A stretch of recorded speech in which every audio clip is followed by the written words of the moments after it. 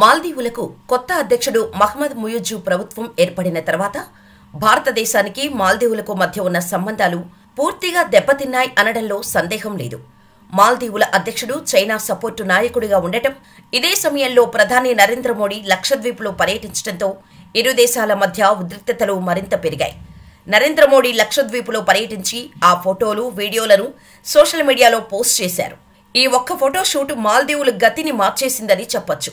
ఫోటోలు పెడితే ఓ దేశ ఉనికి ఇంతగా దెబ్బతింటుందా అని మీరు అడగొచ్చు. దానికి అసలు కారణం, ప్రధాని ఫోటోలు పెట్టిన తర్వాత మాల్దీవులకు చెందిన మంత్రులు, నాయకులు ప్రధాని మోడీపై అవమానకరమైన వ్యాఖ్యలను పోస్ట్ చేశారు.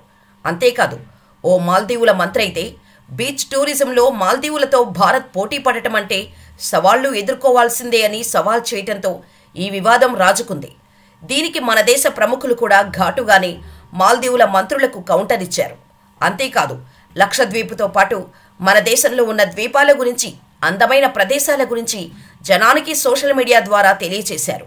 అయితే కొంతమంది మాల్దీవుల ప్రజాప్రతినిధుల అవమానకరమైన వ్యాఖ్యలపై బాలీవుడ్ సూపర్ స్టార్ అక్షయ్ కుమార్ కూడా సీరియస్గా స్పందించారు.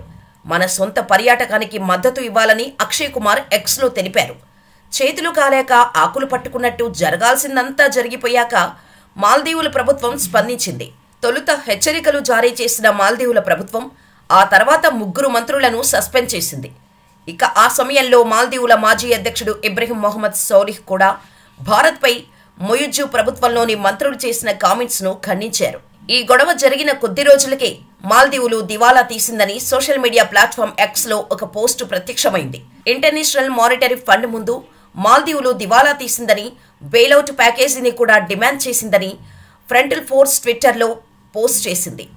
ఈ బెయిలౌట్ అనేది సెపరేట్ టాపిక్. దీని గురించి మనం వేరే వీడియోలో చెప్పుకుందాం. ఇక పాయింట్లోకి వస్తే, మాల్దీవులు దివాలా తీసిందనే వార్త దావానంలా వ్యాపించింది. 2013 నుంచి 2018 వరకు మాల్దీవుల అధ్యక్షుడిగా ఉన్న అబ్దుల్లా యమీన్ నిర్మాణ ప్రాజెక్టుల కోసం చైనా నుంచి భారీగా రుణాలు తీసుకున్నారు. ఈ రుణం తీసుకోవడంతో ముయిజ్జు మెంటర్ అయిన యమీన్ మాల్దీవులు తన విదేశీ రుణంలో 42% చైనాకు చెల్లించాల్సి ఉంది.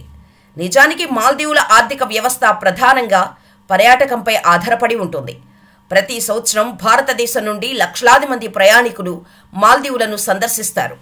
అటువంటి పరిస్థితుల్లో మాల్దీవులకు ప్రత్యామ్నాయంగా లక్షద్వీపును ప్రధాని మోడీ ప్రచారం చేయడం, దానిపై మాల్దీవులు చూపిన విద్వేషం వల్ల భారత్ నుంచి మాల్దీవులకు వెళ్లే పర్యాటకులు తగ్గిపోయారు. దీనికి తోడు మాల్దీవులు భారత్తో గొడవ తర్వాత దివాలా తీసినట్టు ప్రకటించుకుంది. దానికంటే ముందే అంతర్జాతీయ ద్రవ్య నిధి IMF మాల్దీవులకు పెరుగుతున్న అప్పుల గురించి హెచ్చరించింది. దీంతో IMF ముందు మాల్దీవులు దివాలా తీసినట్టు తెలుస్తోంది. బిగ్ న్యూస్ రిపోర్టు ప్రకారం భారతీయులు మాల్దీవులకు వెళ్లడం మానేస్తే మాల్దీవులకు రోజుకు 9 కోట్ల రూపాయల నష్టం వస్తుందని అంచనా వేసింది.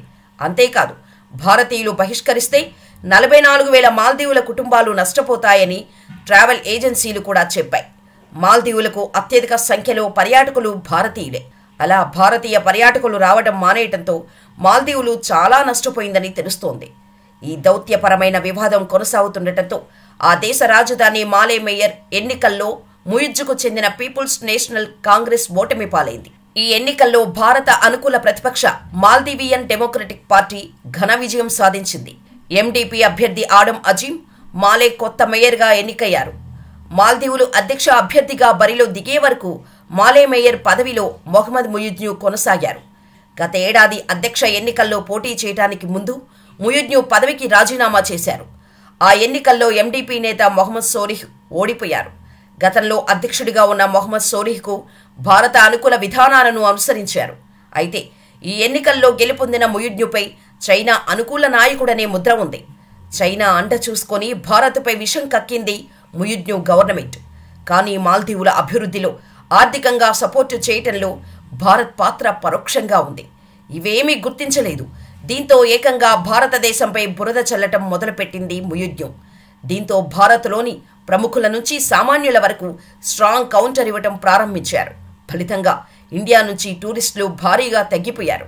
అనేకంటే అక్కడికి వెళ్లడం మానేశారు అని చెప్పడం బెటర్. ఇండియా దెబ్బకు ముయిజ్జు గవర్నమెంట్కు చుక్కలు కనిపిస్తున్నాయి. ఆర్థికంగానూ నష్టపోవడంతో చైనా దగ్గర మోకరిల్లే పరిస్థితి వచ్చింది. మరి ఇప్పటికైనా ముయిజ్ను సర్కార్ భారత్ ప్రధానికి బహిరంగంగా క్షమాపణ చెబుతారో లేదో చూడాలి.